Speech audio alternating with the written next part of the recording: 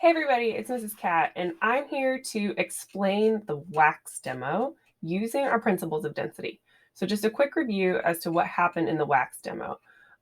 Two equal-sized pieces of wax, both cut from the bottom of the candle, were placed into clear liquids in two separate beakers.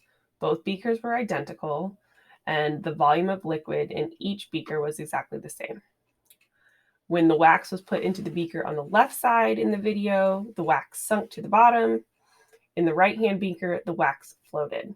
Okay, so what we need to take from this is that something obviously has to be different. Okay, in the video, I took the wax samples and I flip-flopped them to show it wasn't anything to do with the wax. Okay, so things that we know is the wax is the same. Okay. Same identity. We can assume that if they're the same size, they're going to have the same mass, the same volume, and therefore the same density. Okay, so we're talking mass, volume, and density. Okay. The thing that is different has to come from the liquid in the two different beakers. If they are the same volume, we know that's for sure. Volume of clear liquid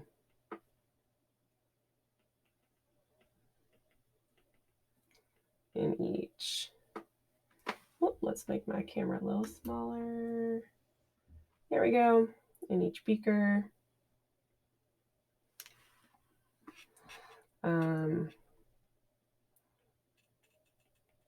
Wax sunk in the left one, but floated in the right side. Okay, so you were prompted to use what you know about density to help you explain this. So if we've got the same volume of liquid in each beaker, but the wax sunk in one and floated in the other, then we can make the assumption or the claim that the density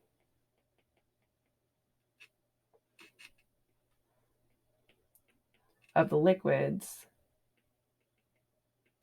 are different. That's not very proper English. Let's just start that part over again. The densities are different. Okay, so that's our claim. Our evidence is what we already talked about here. Okay, the fact that the wax sunk in one beaker but floated in the other. Let me change colors here. We're going to say that this is our evidence. It's what we observed the data we collected. Okay, this is what we're going to say is our claim. Okay, and then let's talk through our reasoning a little bit. So when we are considering the particle level representation of this, we want to represent both the liquid and the pieces of wax.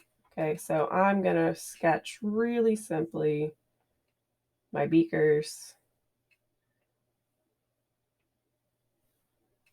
I'm going to try my best to make them the same size. Right, so I'm going to draw a line to represent my liquid levels. Okay, and we're going to make a note that these are equal volumes of liquid. Okay, so I also know for sure that my sample of wax sunk in the beaker on the left, and my sample of wax floated in the beaker at the top. Now, in the beaker on the right. I am going to do my best to show that these are the same size. Okay, they're not perfect, but we're going to assume that those are the same size. Now, since they're the same size, since they're the same material, we can make the assumption and show in our particle diagrams that the wax, like we already said, has the same mass, the same volume, the same density. Okay, so we've already shown the same volume. We're going to show the same mass by showing the same number of particles. So the same number of particles in the same volume will give us the same density. So I'm going to keep this simple. I'm going to draw 8 particles, and that's our wax.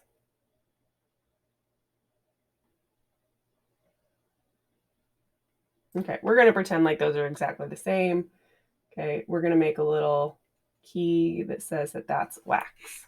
Okay, so through doing worksheet 3, worksheet 4, some of the things that you should have concluded is that whether materials sink or float in other liquids has to depend on their density. So one of the things we're going to look at and consider is if the density of the liquids are greater than or less than the density of the wax. Okay, so if something floats in a liquid, the object's density is less than the density of the liquid. Okay, if the object sinks, then its density is greater than the density of the liquid. So what we want to say here, change colors again, is density of the liquid is going to be less than the density of the wax because the wax piece sunk to the bottom. Okay. Here we can say the density of the liquid on the right is going to be greater than the density of the wax since the wax floated at the top. Okay. Because of this, we can make a comparison between the two densities of the liquids. Okay. If we know the wax densities are the same, actually, let me rearrange this. This is going to actually make this a little easier. Okay, so I think this is going to help. So I'm going to rearrange this a little bit here. Okay, so we're going to say same thing we've got on the left-hand side, but then let's do a little equal sign here and say that the density of the wax comes next to show that those are equal. And then we've got the density of the liquid. Okay, here. And so again, we want to show the same relationship. Because the wax floated, its density was less than the density of the liquid in the right-hand beaker. That's kind of wonky. Let's try that again. Okay, so now we can see the relationship between the density in the liquid on the left-hand beaker and the density in the liquid in the right-hand beaker. Okay. It's less in the left beaker and greater in the right-hand beaker. We're going to show that by changing the number of particles. Okay, we don't have any information about the mass, but we do know the volume, so we can show the densities are different by changing the number of particles. Okay. All right, so let's go with, I don't know. Let's go with orange particles for the beaker on the left. We're going to show low density.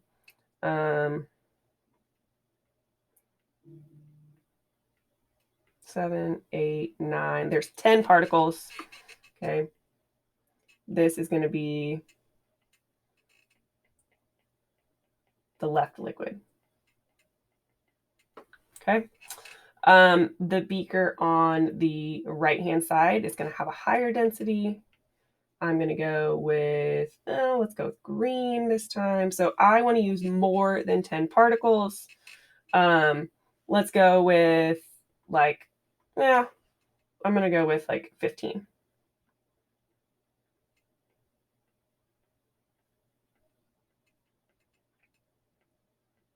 Well, that's way more than 15. So I'm going to go with 15, 16, 17, 18, 19, 20. We'll just go double, okay, just because I wasn't really counting my particles. Okay. More particles in the same amount of space, the same volume, is going to give a greater density in that right-hand beaker. Okay. Now, what really was going on here is that one of the beakers had water in it and the other one had ethanol. Okay. And those are going to have different densities, right? Density of water is 1. The density of ethanol, I think, is 0.789. Both of those are in grams per milliliter. And so from there, we can use our relationship to identify those densities. Okay? But for today, we've accomplished what our goal is. Okay, so Just a really simple example of how density and what we've learned in our matter and density unit can be applied to a simple short little demo.